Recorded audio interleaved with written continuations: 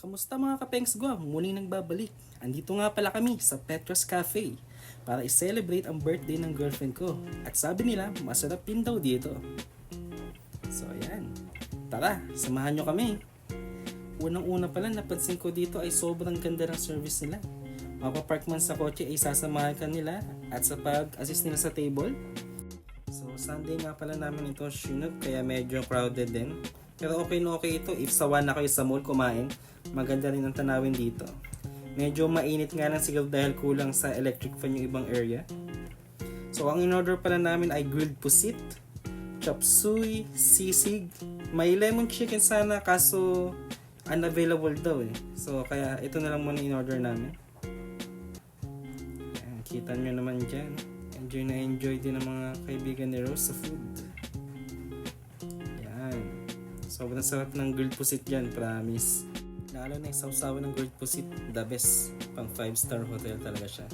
Ayun yung sisig, ang sarap din. So dito sinibayan ko nga pala siya dyan na mag-arte ka kumain at tumango ka for the vlog. Ayun no? Ganap na ganap. Bale, masasabi ko dito sa Petros Cafe, yung sa in-order namin na grilled pusit, sisig, sapsuy, yung lemon chicken sana kaso walang lemon chicken eh. Pero ang pinaka nagustuhan ko din yung sisig tsaka yung sauce ng pusit. Ano siya, 5-star to. Sige ito na. Okay.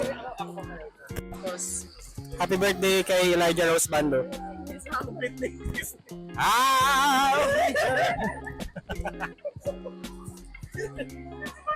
So yun sabi po ni Alke, ano gusto niya po talaga yung chicharap na hindi po namin order. Nakitikim lang po siya sa kabilang table. Nakita niyo po ngayon meron po siyang chicharap sa bulsa. Labas mo na. Ibalik mo na. Ayan na po. Happy birthday, Elijah.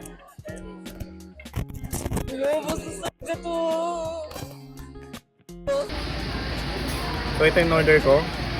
Petros Kitchen and Cafe Salted Caramel. So, masarap naman siya. Actually, brewed na brewed yung coffee and then yung salt is nalalasahan. Yan, pati yung caramel. Sorry.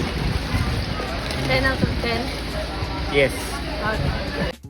So dito mga kapengs ko, nagkwekentuhan lang sila kung gaano sila tumaba. Pinag-uusapan din nila dito kung gaano kakapoging nila lang. Yun no?